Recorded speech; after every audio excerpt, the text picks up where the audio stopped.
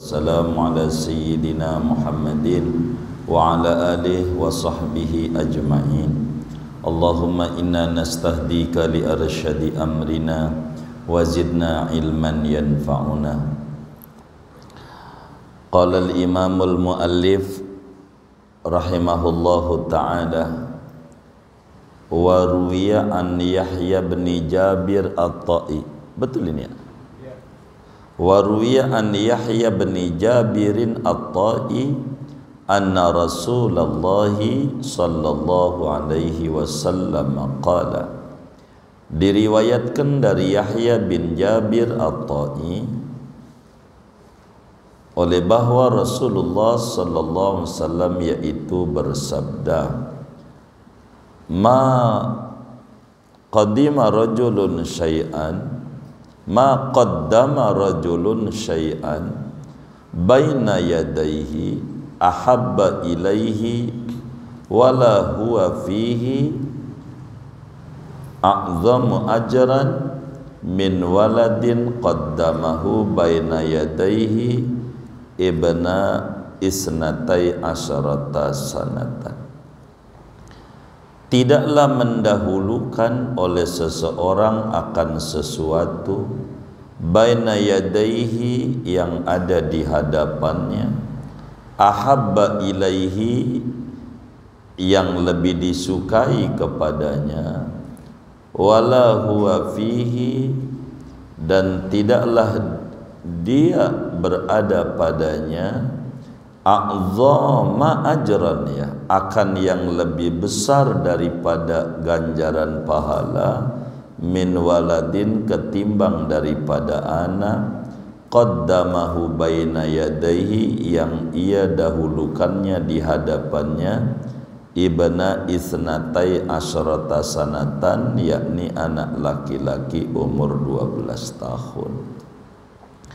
Wa yuqalu as-sabru indal musibatil ula, dan dikatakan adapun sabar itu ketika musibah yang pertama, li'annahu idza madha alaihi waqtun fa innahu yasbiru in syaa aw aba fal aqilu man sabara bi awwali marratin, karena bahwasanya yaitu apabila berlalu atasnya oleh satu waktu, maka sesungguhnya dia yaitu sabar ia kalau ia mau atau enggan ia.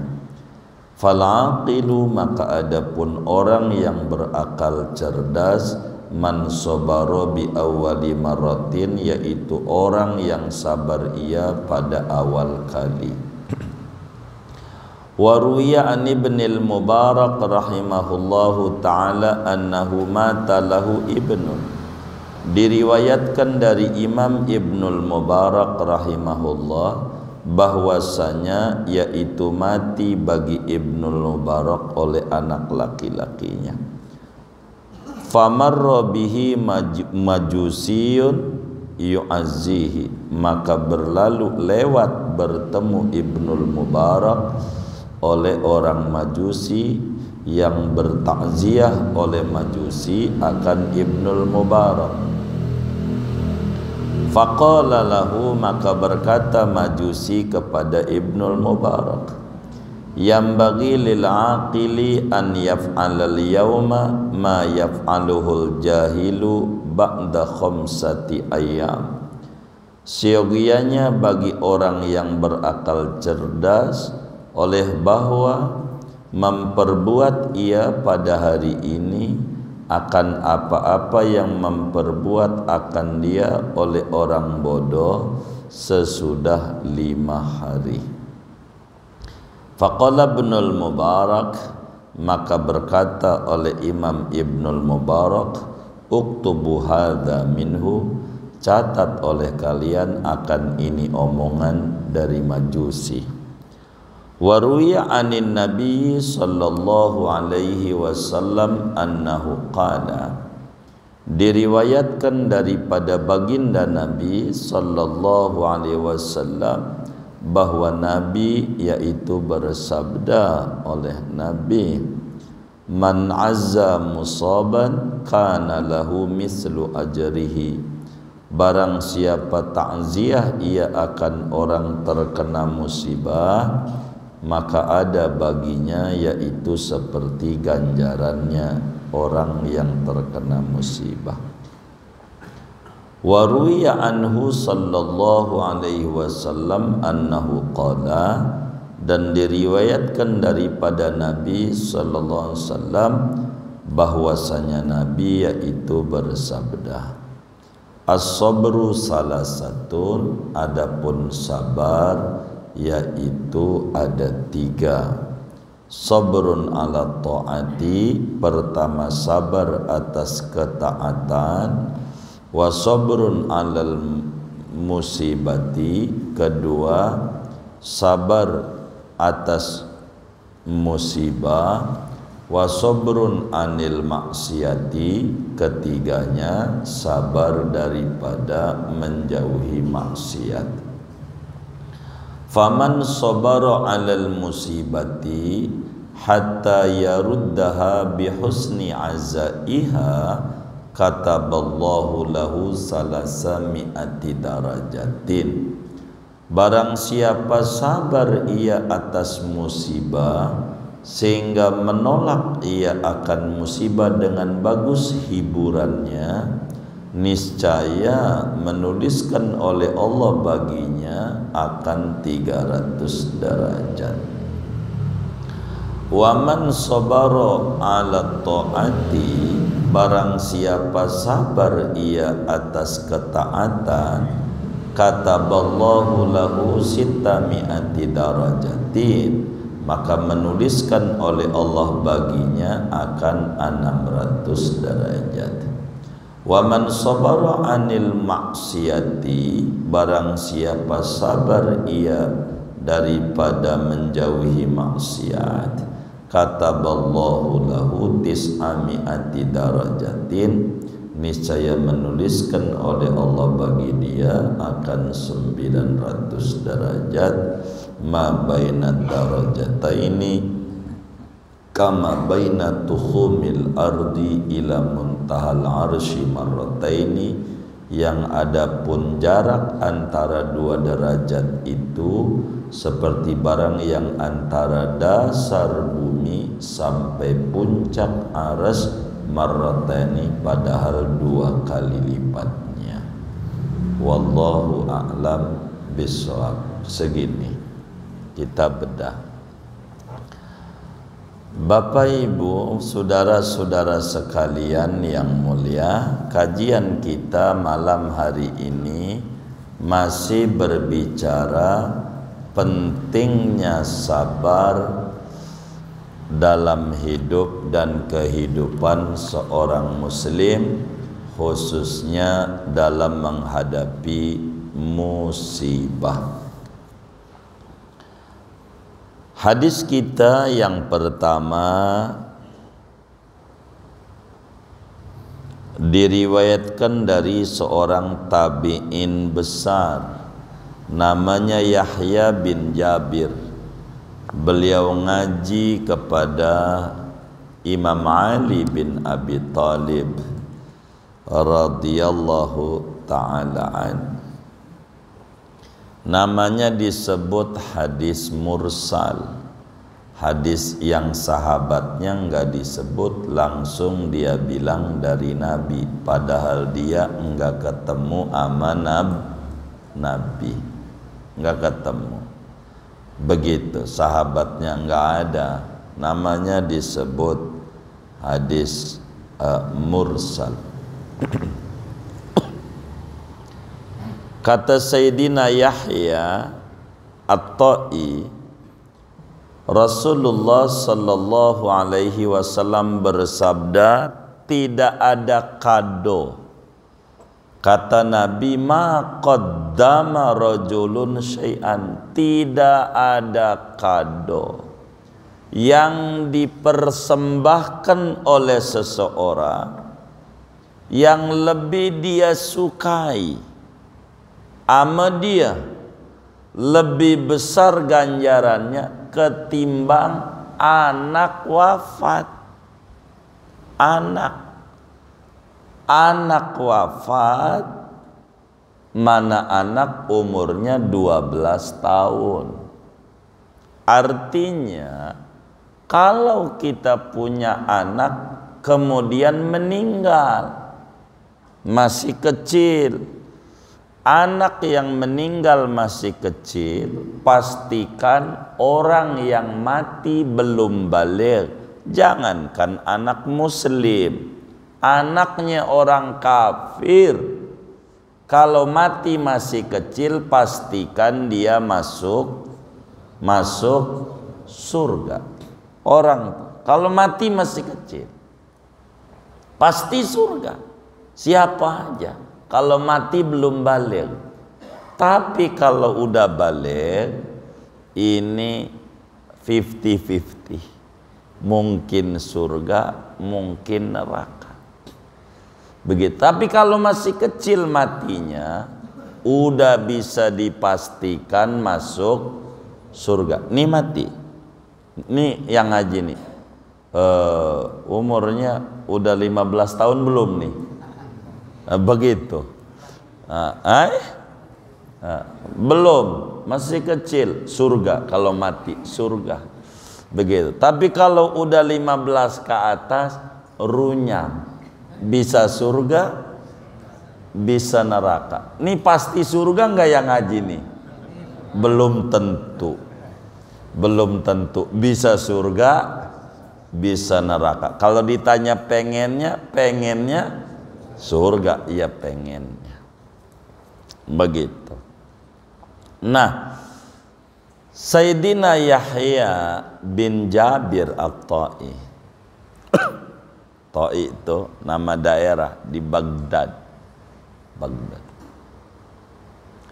Jadi kalau orang itu mati masih kecil pastikan surga. Sekarang kita punya anak kita mati masih kecil. Ini hadis ini yang harus disampaikan dan diingat-ingat sama kita. Kita punya teman, anaknya masih kecil mati. Bacakan hadis ini kepada dia. Begitu. Ada riwayat dari Sayyidina Yahya bin Jabir At-Ta'i begitu. Kalau kita punya teman anaknya masih kecil mati, bacakan hadis ini. Tidak ada kado. Apa yang paling enak kado tuh ya? Deposit begitu. Kalau kado nantinya kalimatnya kurang enak membahasakannya. Tidak ada deposit yang paling tinggi yang ditaruh oleh orang yang ganjarannya gede selain anak masih kecil meninggal dunia. Sebab kalau anak masih kecil meninggal dunia itu bakal menjadi syafaat buat kita orang tua.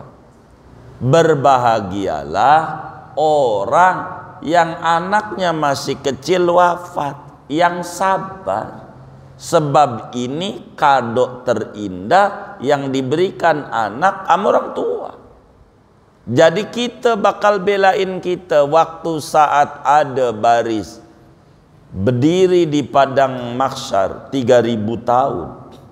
Nanti orang haus minum dari telaga Nabi. Siapa yang ngasih minum? Anak-anak yang meninggal masih kecil yang orang tuanya sabar. Kalau kita punya anak masih kecil wafat, lagi lucu-lucunya, kalau dalam hadis ini umurnya 12 tahun, kan kira-kira SD itu ya. Lucu-lucunya wafat, kita sabar. Surga kita, surga. Kitanya kalau sabar. Tapi kalau kita frustasi, stres, enggak. Ini harus disampaikan. Tidak ada kado terindah yang dipersembahkan buat kita masa depan selain daripada anak Yang mati masih kecil, belum balik. Sebab anak yang mati masih kecil menjadi pemberat timbangan pahala orang tuanya kalau sabar. Kan judul kita itu, kalau sabar. Surga, dia nolongin kita. Waktu baris ngasih minum, dia yang ngasih minum. Mana ayah saya yang dulu sabar waktu saya wafat? Begitu dia. Jadi kita nggak kehausan kalau sabar. Hadis ini diingat-ingat kalau kita ngalamin kena musibah kayak begitu, atau teman kita sampai ini loh Nabi yang ngomong kayak begini nih, hadis ini disampaikan gitu. Maka adalah disebut bayi aja umur ya baru setahun tahlilan. Kata kita, mau tahlilan apa? Ini nyampe ini sama bapaknya tuh, biar dia tenang, biar dia tenang. Bocah mau udah pasti surga. Ini babanya ini nih yang belum tentu bisa surga bisa kagak. Babanya begitu, dilihat aja, tanya sama babanya. Itu banyak doa apa banyak baca WA? Tanya aja sama bapaknya. Gitu yang ngaji doh. Begitu. Kira-kira banyak mana? Ya, yang kayak begitu pengen surga, ya kan? Nah, maka kudu sabar dalam menghadapi musibah. Satu. Di samping itu ada kalam sufi, as-sabru indal musibatil ula. Sabar itu yang punya nilai tinggi. Dua, nih materi ini.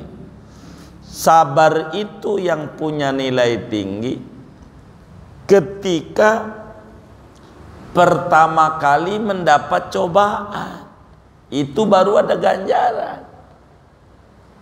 Kalau pertama kali dapat musibah.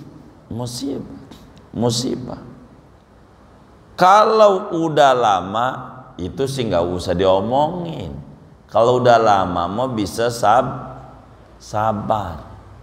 Tanya tuh sama anggota-anggota dewan tuh. Nah, pengumumannya di tanggal 14 Februari itu. Nasihatin ente sabar. Kalau udah mau yang dulu, nih udah 3 tahun yang lalu, itu sungguh yang sabar. Udah sabar dia, udah sabar. Pertama itulah yang dinasehatin, biar jangan ampe naik puun. Begitu sudah. Ini perlu mendidik sabar. Biar sabar. Karena ujian itu di pertama. Saat terjadi itu, kalau udah lama udah biasa. Waktu datang tuh musibah, bagaimana cara kita ngadepin? Itu yang paling penting. Begitu, paling penting. Itu pertama. Sebab as-sabru, jadi ganjaran sabar yang gede. Saat kala kita terkena musibah. Sebab kalau sudah berlalu sekian tahun, itu sih suka mau tidak suka bakalan sabar. Udah lama. Begitu, udah lama. Nah, baru lah kita punya anak meninggal udah 5 tahun yang lalu. Dengar di sini, gua sabar nih. Lu sih kagak perlu sabar, emang juga udah 5 tahun begitu.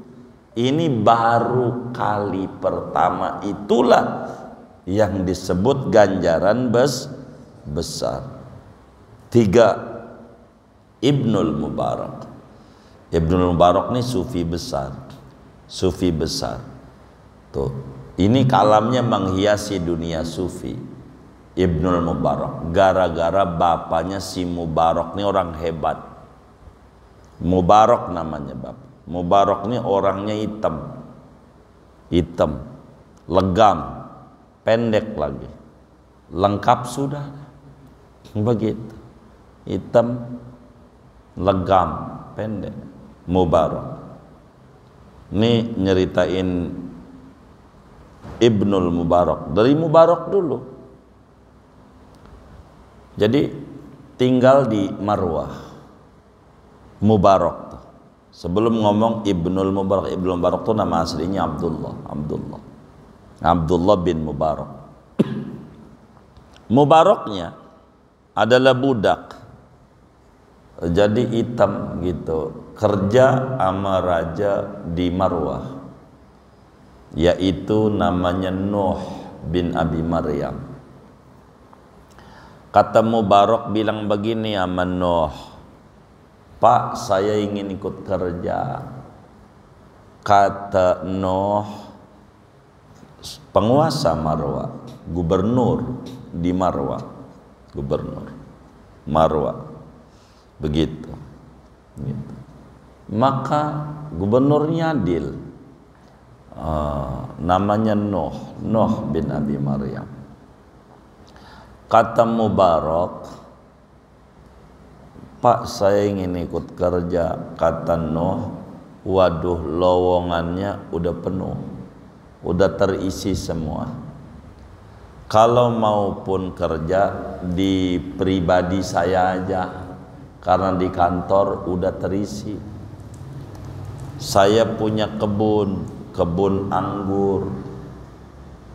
Kata Nuh, kamu urusin aja kebun tuh.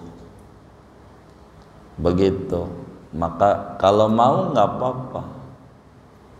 Maka Mubarak mau kerja sama Nuh bin Abi Maryam.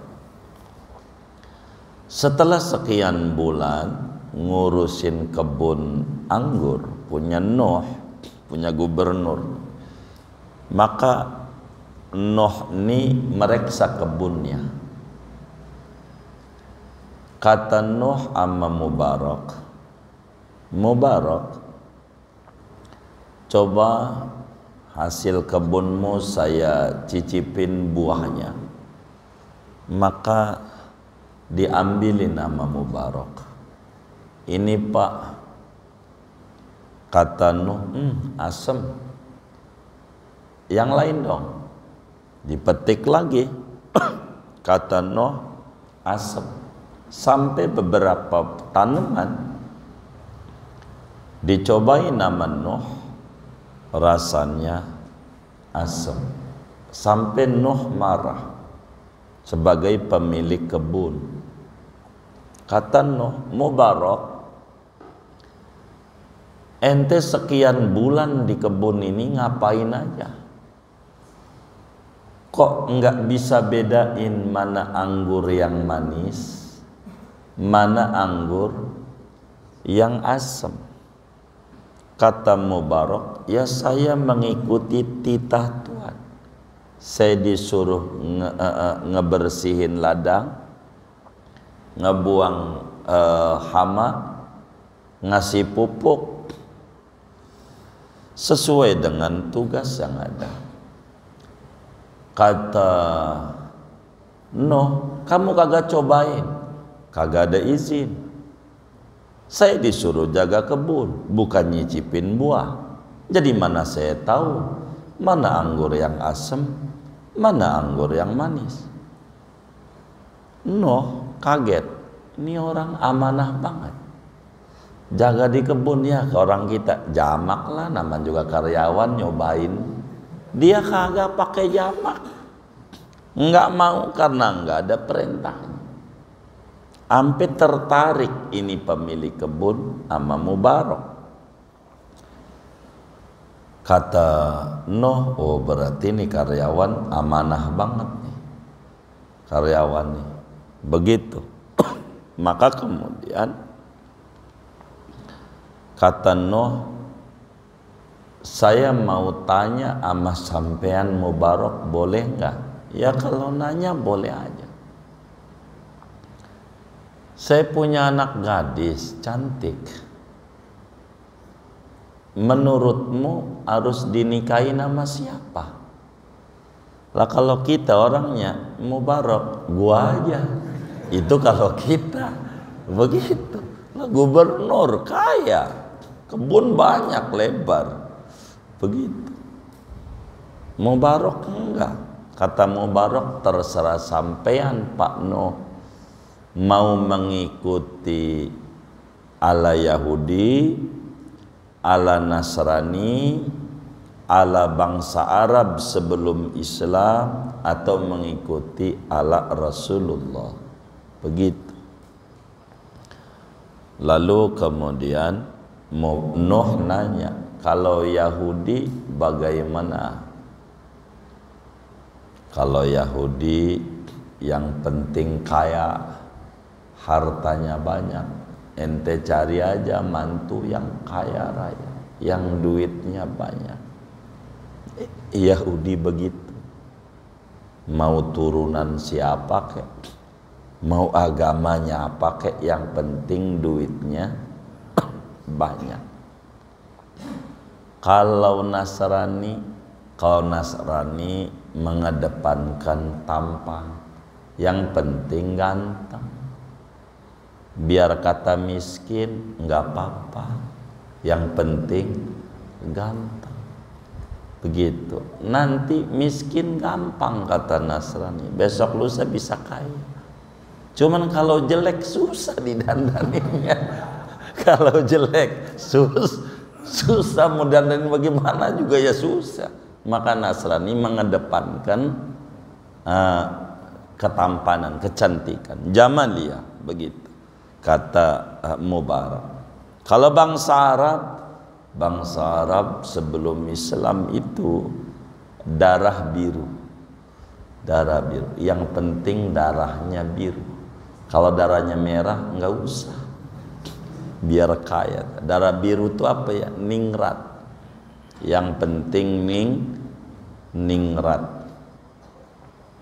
Begitu ningrat, walaupun dia jelek, walaupun dia kaya, kalau nggak ningrat nggak mau.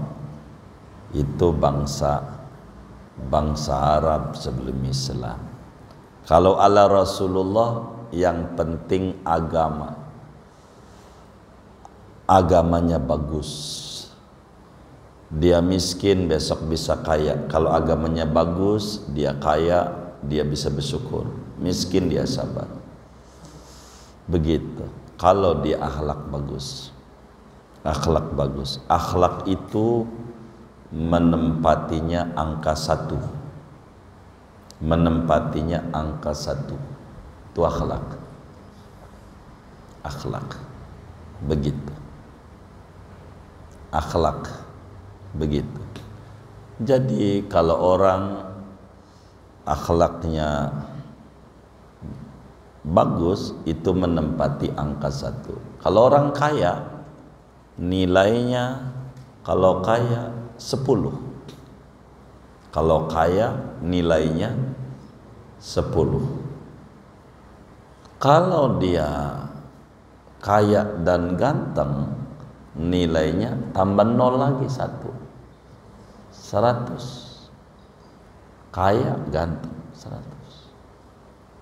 Kalau ningrat, kaya ganteng ningrat, 0 lagi 1. 1000 nilainya. Cakep. Kalau agama, nilainya tambah 0 1. Berarti berapa tuh? 10.000.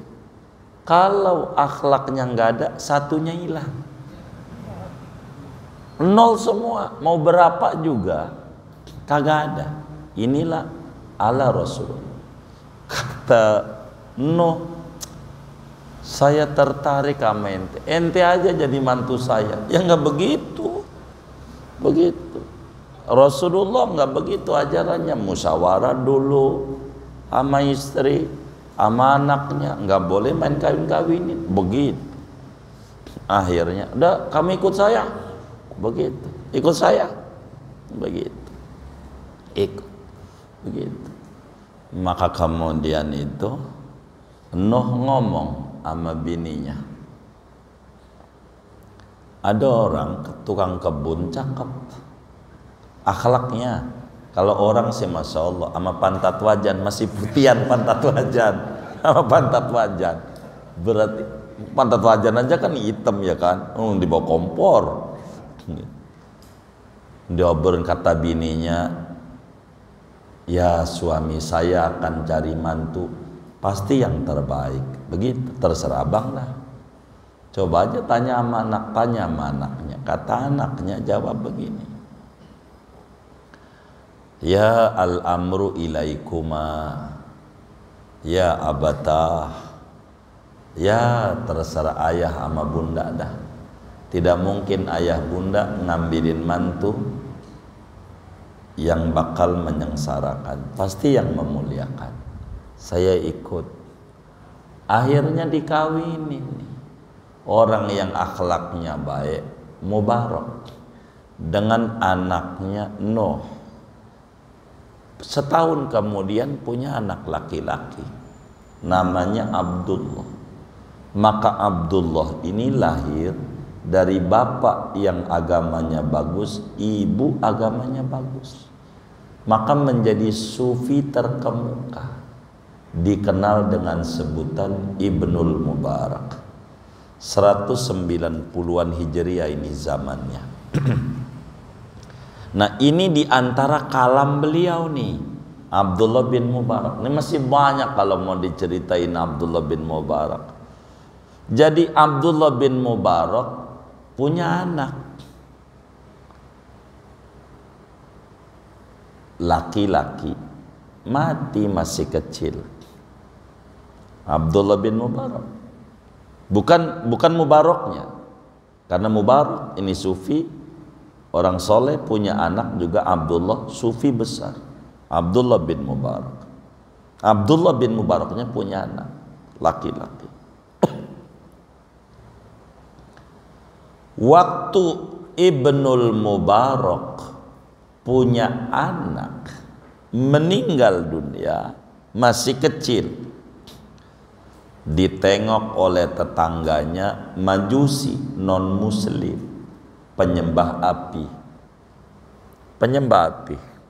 Majusi itu penyembah api.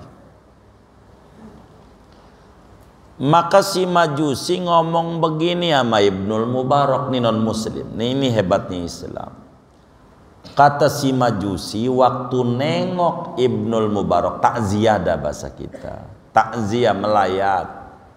Si non muslim ini nengok ke rumah Ibnu Mubarak. Dia bilang begini, kata si Majusi, yambaghi lil aqili an yaf'alal yawma ma yaf'alul jahil ba'da khamsati ayyam. Kata si non muslim nih bilang begini, orang yang berakal cerdas seyogianya melakukan apa yang dilakukan oleh orang bodoh setelah 5 hari kejadian. Orang bodoh kalau udah 5 hari sabar. Orang bodoh kalau musibah udah kelewat sebulan 2 bulan biasa. Maka kata Majusi, orang yang akalnya cerdas sekarang dapat musibah, percis kerjain kayak orang bodoh udah sebulan. Kata Ibnu Mubarak dengerin begini sama murid-muridnya karena dia ulama. Catat omongannya nih, cakep nih omongan, cakep. Jadi orang yang cerdas tuh ketika baru mendapat musibah kudu sabar. Sesabar orang bodoh kalau udah 5 hari, udah sebulan. Jangan kita orang yang cerdas kagak sabar. Yang sabar kalau dapat musibah. Non muslim saja memberi nasihat begitu diterima sama Ibnu Mubarak. Jadi kita harus jadi orang yang cerdas, yaitu orang yang sabar ketika pertama kali terkena musibah. Begitu. 3 tuh materi kita. 4, ada satu hadis yang diriwayatkan oleh Imam Tirmidzi di dalam sunannya dan Ibnu Majah di dalam sunannya.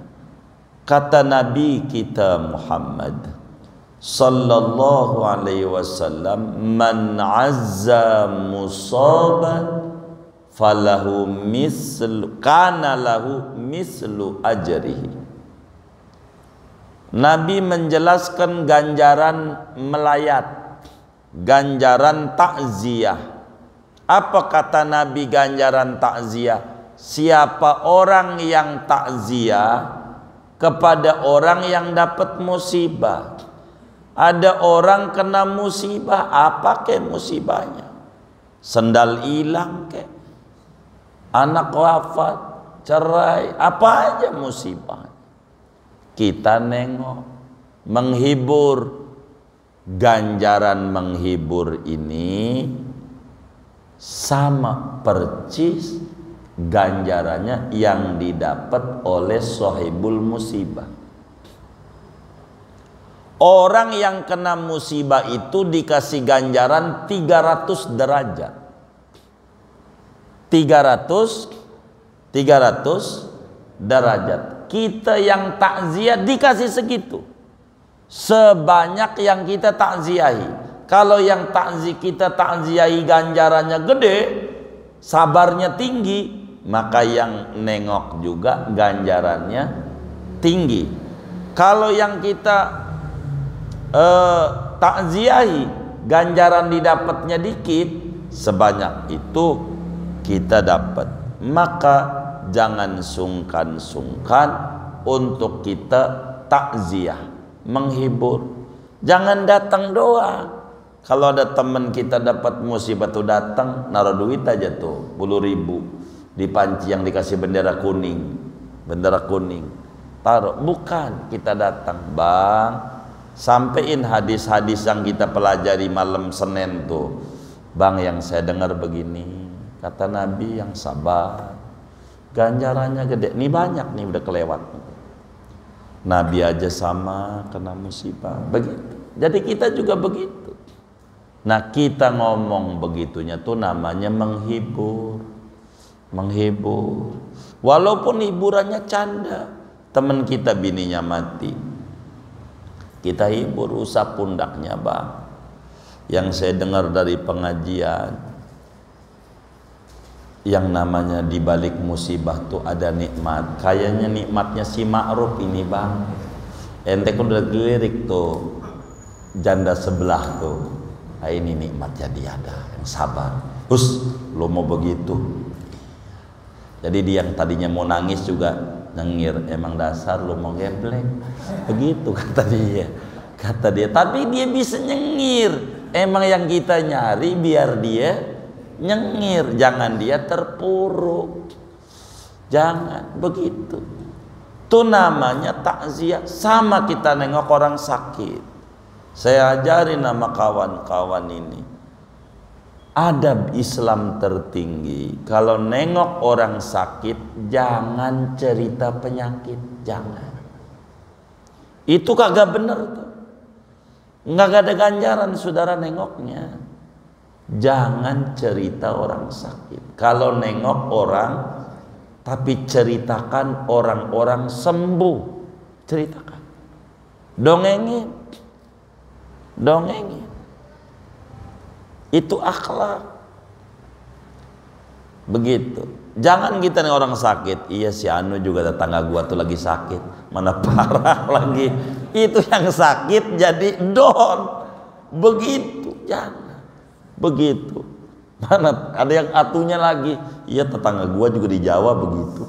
Begitu sakit model kayak begini 3 hari mati. Ya, yang sakit nih, waduh, kayaknya gua 2 hari lagi begitu. Jangan. Ceritakan yang sembuh-sembuh. Walaupun udah lama. Dongeng. Teman saya parah sembuh luar biasa. Tidak ada yang mustahil sama Allah. Jadi yang sakit juga ada apa namanya, sugesti, ada sugesti, ada. Jangan kita ada makanan, masya Allah, duren ada, sop iga ada, apalagi ya sate kambing ada, emping ada. Kita sama teman kita, lu punya semurat enggak? Aduh, Tuh si ente pelit biar makanannya utuh gitu, nanya semurah, jangan. Nah, no, orang Rangkas Bitung dari pagi sampai sore yang dimakan emping mulu, nggak ada tuh yang asam urat dari bupati sampai RT-nya emping lagi, siang sayur apa tuh daun meninjau emping juga begitu, sore malah. Jadi kasih semangat, kasih. Jadi orang tuh jangan tanpa don yang diceritain penyakit mulu, jangan. Kalau orang meninggal ceritakan ganjaran-ganjaran orang yang sabar. Ini penting. Meski kita bukan kiai, dongengin yang sabar Bang, yang sabar. Begitu, yang sabar. Itu begitu, sebab ganjaran kita menghibur orang yang terkena musibah, yang menghiburnya nih dapat ganjaran seperti orang terkena musibah gede. Jadi jangan sungkan-sungkan takziah. Mana ganjarannya? Nih, dalam hadis yang diriwayatkan oleh Imam As-Suyuti di dalam kitabnya Jami'us Shaghir, juga Imam Ibnu Abid Dunya dalam musnadnya, kata Nabi kita Muhammad sallallahu alaihi wasallam, jujur kalau ngomongin sabar ada 3 macam sabar. Kata Nabi, as-sabru salah satu. Sabar tuh ada 3. Ente ini ngaji diinget-inget aja. Kan bisa aja yang ngaji ini ada pengurus masjid, ya kan? Lah kan buat khutbah kalau nggak datang tuh khotibnya. Jadi khutbah jangan sampai kita khotib nggak datang nih sakit. Saudara, hari ini Jumatnya libur aja, khotibnya nggak datang. Jangan sampai begitu. Kita yang belajar nih, ngaji nih hadisnya kita sampein. Kalau saudara nggak hafal, hadis diriwayatkan oleh Imam Abu Lais di dalam Tambil Ghafirin, udah cukup.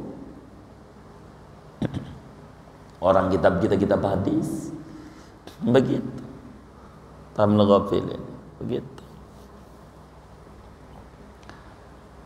Kata Nabi, sabar itu ada 3 bentuk kesabaran, 3 tingkatan. Saya mau balik. Pertama, sabar menghadapi musibah, karena dunia ini negeri cobaan. Musibah itu silih berganti. Tiap orang ada kena musibah. Nggak ada yang orang nggak kena cobaan, nggak ada. Orang dunia, mau orang kaya, mau orang miskin, mau siapa aja, ada musibahnya. Ada mau santri, mau kiai, mau pedagang, mau karyawan, ada musibahnya. Kalaulah boleh ngeluh, semua orang bakal ngeluh isinya. Tapi kita diajarin jadi muslim oleh Nabi Muhammad sallallahu alaihi wasallam bahwa dunia negeri musibah, nggak bakal berhenti musibah. 1, kudu sabar ngadepi musibah. 2, kudu sabar dalam menjalani ketaatan ibadah. Kalau ibadah nih kudu sabar, ngaji kudu sabar. Kadang mau ke majelis ban bocor, begitu, ada aja macam-macam. Begitu sabar, ya kudu sabar. Gitu dalam ketaatan ngaji kudu sabar, kudu nunggu panjang, kaki udah goyang-goyang, guru belum datang. Begitu, ya kudu sabar. Emang begitu ketaatan, sholat kudu sabar. Pokoknya ibadah itu perlu sabar. Begitu. Ketiga, sabar dalam menghindari maksiat. Kesempatan maksiat semua orang punya. Kita kudu sabar. Kita kudu sabar. HP ya itu alat. Mau maksiat bisa, mau taat bisa, terserah kita. Menghindari maksiat, kita mau mabuk-mabukan bisa, kesempatan maksiat banyak. Apalagi kita di zaman akhir. Zaman akhir tinggal di kota besar. Ya Allah, perempuan banyak yang cakep-cakep, maka pakai roknya pendek. Sedang saudara harus pahami, beda antara rok sama kapal terbang, beda. Kalau kapal terbang tuh makin tinggi pesawat, makin gak kelihatan itu pesawat. Kalau rok makin tinggi, makinan kelihatan. Itu rok. Jangan dicatat. Jadi udah mau catat. Lah kita ada di kota besar tuh begitu. Ini bagaimana? Ya mau ngaji, mana yang di depan pakai rok pendek, bajunya pendek, itu CD-nya aja kelihatan. Itu pakai pura-pura pelan lagi naik motornya. Begitu. Saya curiga nyengir-nyengir ini. Begitu. Kata dia, kudu sabar. Bukan, ini kudu kebut. Jangan liatin, dia kudu sabar. Ini nggak paham. Sabar ada 3. Sabar menghadapi musibah, sabar menjalankan ketaatan, dan sabar menghindari maksiat. Kata Nabi, tingkatan ganjarannya ora sama. Faman sobaro alal musibah, siapa aja orangnya sabar ngadepi musibah yang menimpa dirinya, lalu disambut dengan baik musibah itu, hatta yaruddaha bihusni azaiha, kataballahu lahu salasami'ati darajatin, 300 derajat ganjarannya. Kalau kita mendapat musibah sabar, maka dikasih ganjaran ningkat 300 derajat.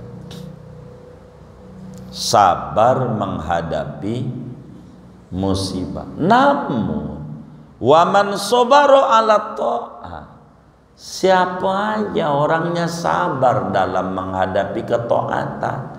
Ngaji capek, orang ngaji kudu buang bensin, kudu masuk tol, keluar masuk tol, begitu macet, udah begitu ban bocor, apa aja ketaatan. Sholat malam capek, tapi sabar, dia jalanin ketaatan. Ganjarannya Allah kasih tulis 600 derajat. Kalau kita sabar berbuat taat, berbuat taat. Ketiga, kalau sabar menghadapi maksiat, mana diiming-imingin nih, 100.000 dah, pilih 100.000. Ini pilih apa kagak? Ada calon bagus, cerdas kalau menjadi pemimpin, tapi sufi, sulit finansial, kagak ada duitnya. Gitu, ya Allah. Nyari billboard kagak ada, spanduk kagak ada, duitnya. Ini duit nih, ambil jangan, ambil jangan. Jadi kita sabar aja dah. 100.000 5 tahun. Kalau kita sabar 900 derajat ganjarannya tuh. Kalau sabar menghindari maksiat, dikasih minum-minuman nggak mau, gratis nggak mau, Ini kalau kita sabar dalam menghindari maksiat lebih tinggi, 900 derajat. Jangan kita kerjakan maksiat, sebab itu paling tinggi derajat. Ngerjain ketaatan lebih gampang dibanding meninggalkan maksiat. Begitu.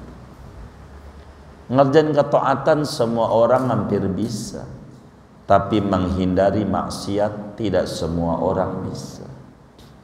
Kita kudu sabar di dalam, jangan ngeluh. Kalau kita mampu menahan diri nggak ngeluh, hidup nikmati aja, itu ganjarannya paling tinggi. Karena itu ketika ada orang sukses, saudara, apa dagangannya laris, warungnya gitu maju, bisnisnya maju, kita jangan ngiri sama dia, tapi ngirilah sama kesabaran dia. Nanya sama dia, bang, abang ini warungnya laris, kalau boleh tahu tahajudnya berapa rakaat? Yo saya ini yo 12. Ya kita ngiri sama dia, biar kita tahajud juga 12 rakaat. Tanya lagi, abang udah berapa tahun nih 12 rakaat? Saya alhamdulillah nggak putus, udah 15 tahun. Ya berarti kita warungnya pengen laris 15 tahun lagi. Kan begitu, biar kita nggak ngiri sama dia.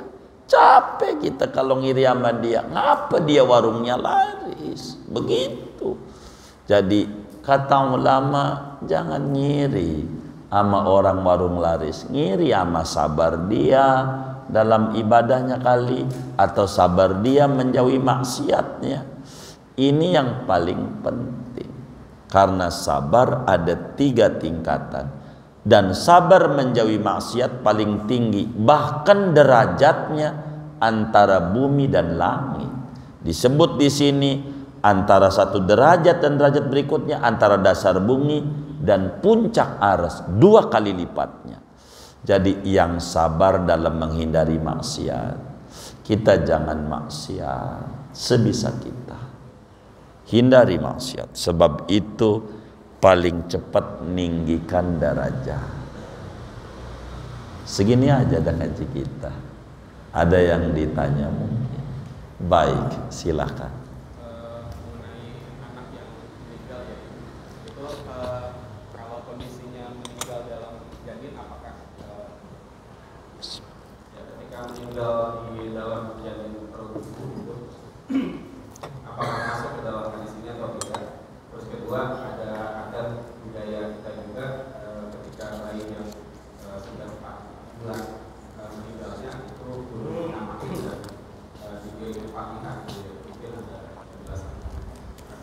Iya, baik.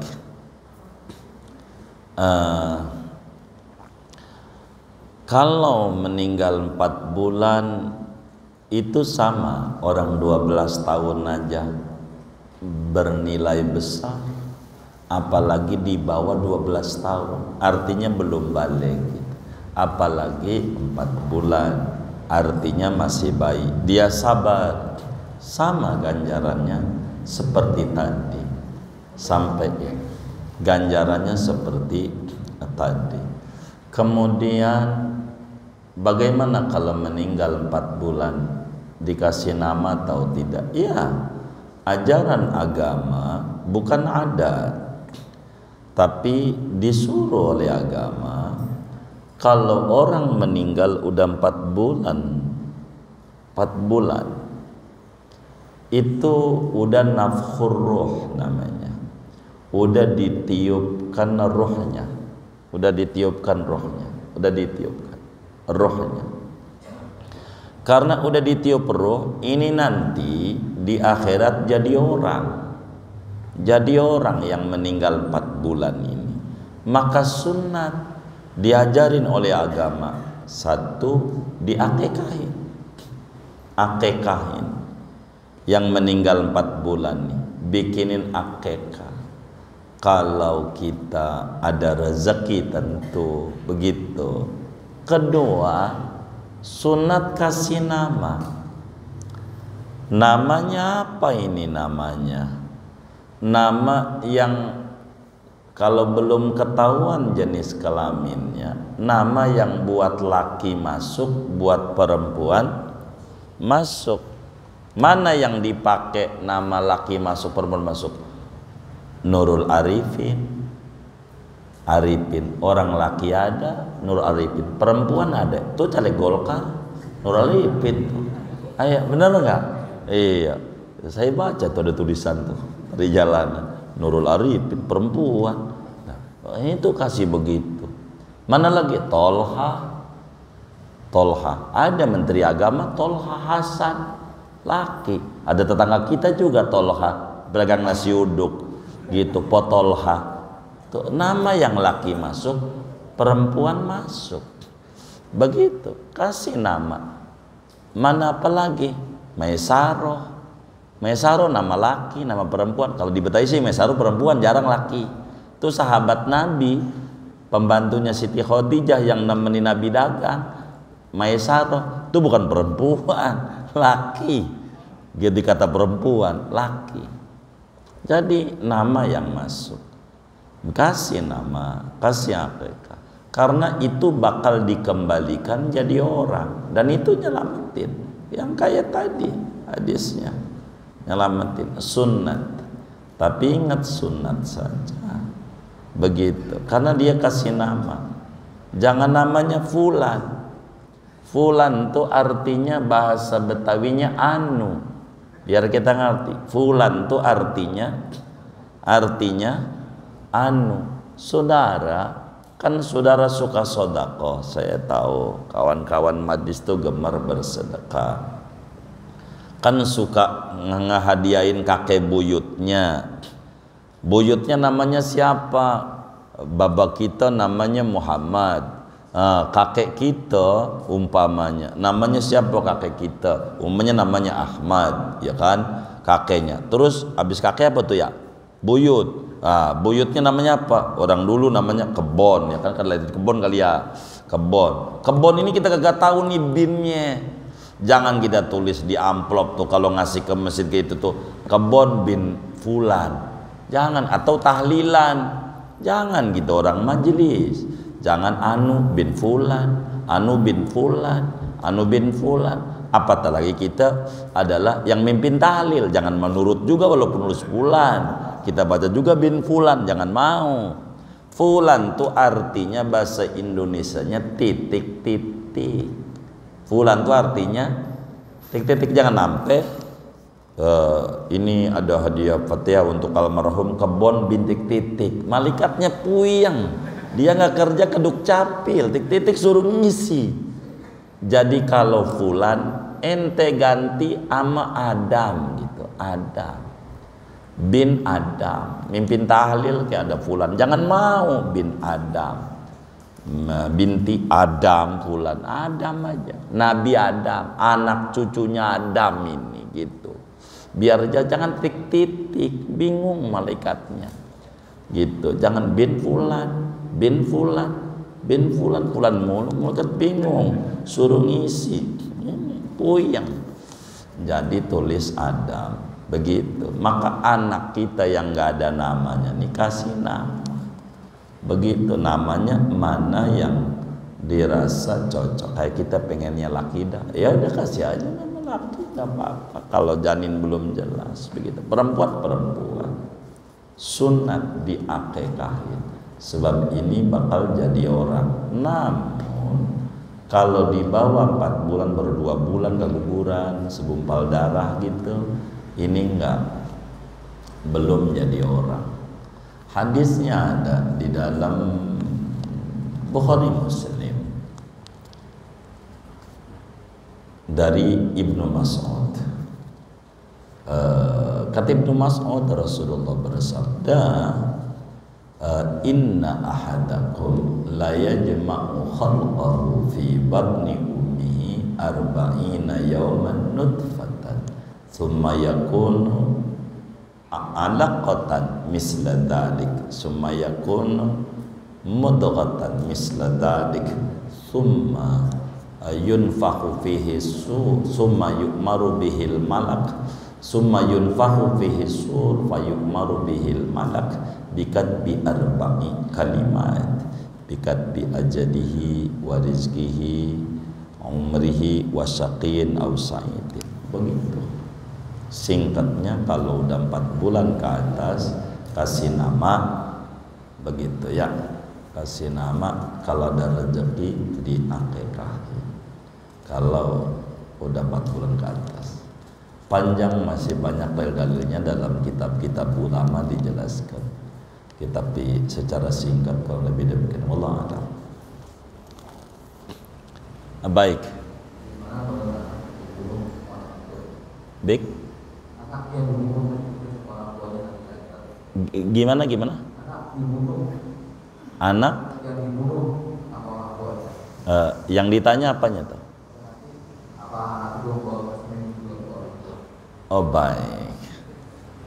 Kalau anak dibunuh sama orang tua, itu orang tua yang tidak mengerti betapa orang usak-usak sampai berbulan-bulan pengen punya anak. Dia punya anak dibunuh.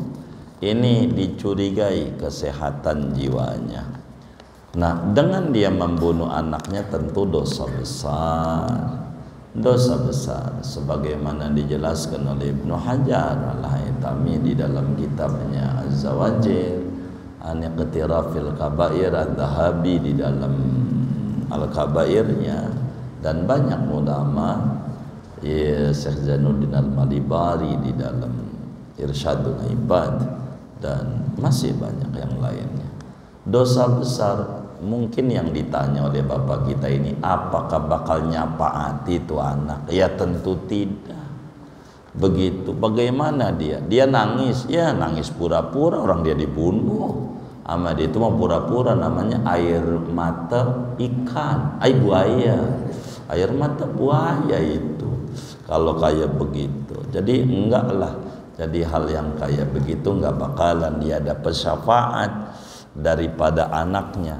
Begitu. Jadi karena mendengar anak masih kecil jadi kado yang paling tinggi orang tua, kalau begitu saya bunuh aja dah gitu. Iya kagak lah.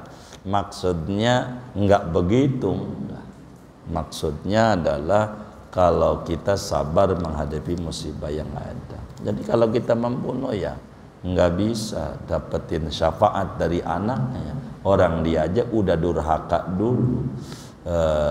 Sebelum anaknya itu tumbuh, ini nggak bisa dapetin syafaat. Kurang lebih demikian. Wallahu a'lam. Baik, apa ini?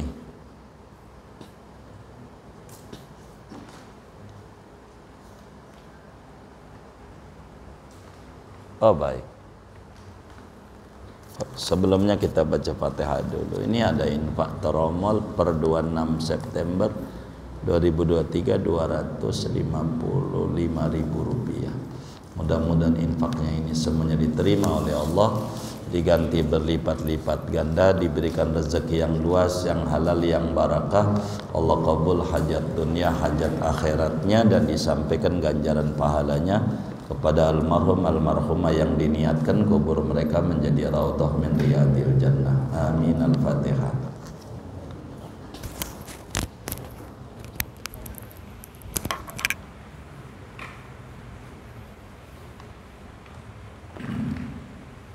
Saudara sekalian yang mulia, ini syukur Allah Subhanahu wa taala, kami ini dikelilingi oleh teman-teman yang baik, dan itu kami bersyukur Allah.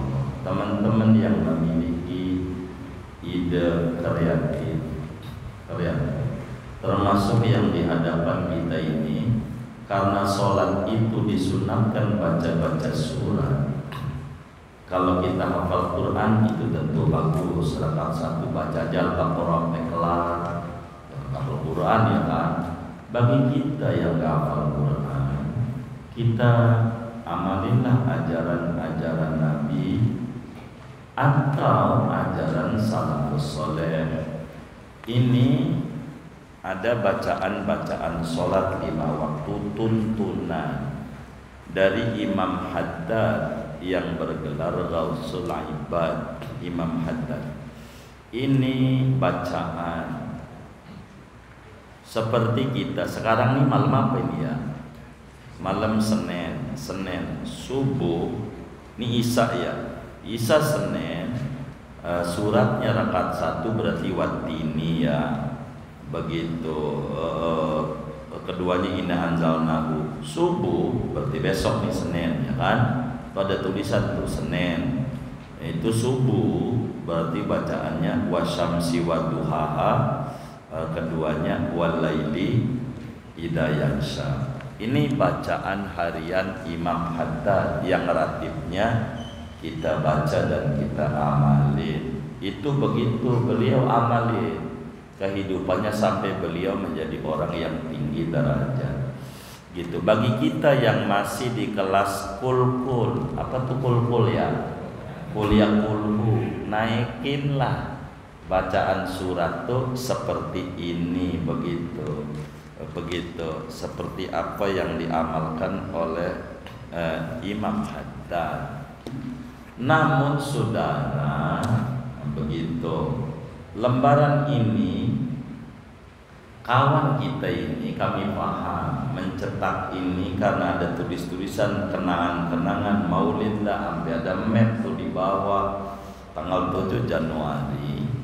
Ini maksudnya kami paham dari teman-teman majelis ini, bila keluarga besar Nurul Anwar atau yang hadir ini, atau ada barangkali yang nggak hadir kalau lembarannya masih ada, diambilin aja dibagi kasihan buat nolong.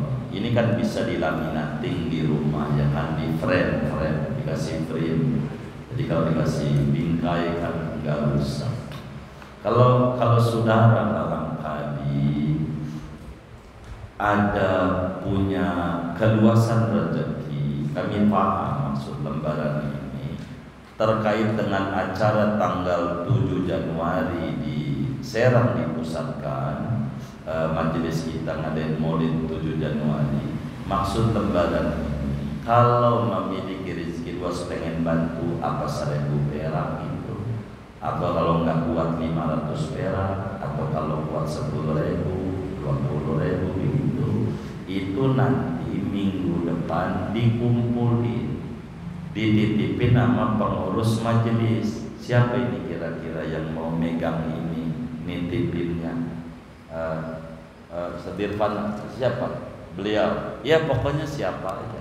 Dititipin dananya pure murni ini paham untuk bantu maulid yang tanggal 7 Januari. Tapi jangan paksa. Kalau kita mampu 1.000 perak 1.000, nggak mampu 500 perak, atau mampu 10.000 10.000, mampu 20.000 20.000, mampu 100.000 100.000, terserah saja. Kalau nggak mampu, ambil saja lembaran ini, tidak apa-apa. Begitu, jangan maksa, jangan siang. Ada juga yang nggak punya begitu. Tapi ini kalau kita udah punya lembaran di rumah kita, lembaran ini bawa aja pulang, kasih bagi temennya. Barangkali kita udah hafal bacaan ini, tata aturan ini, kasih temennya, kali aja manfaat gitu apa yang ditulis ini begitu. Jadi ini lembaran ini adalah semacam proposal ini, tapi manfaat begitu. Kalau ada kelebihan rezeki, kalau nggak ada jangan paksa. Atau ada temennya yang nggak ngaji malam ini, kalau lebarannya masih ada, ambilin saja, nggak apa-apa begitu. Tapi kalau sudah habis, minta maaf kaminya kalau sampai tidak ada. Intinya lembaran ini adalah kenang-kenangan aja. Kalau yang punya apa itu YouTube itu, YouTube apa Google itu, ini ada apa namanya nih? Ini apa namanya? Kode ini barcode. Ada barcode, bisa dicek itu nanti tanggal 7 Januari alamatnya ini begitu. Alamatnya iya. Alamatnya ini begitu alamatnya. Ini barcode alamat acara.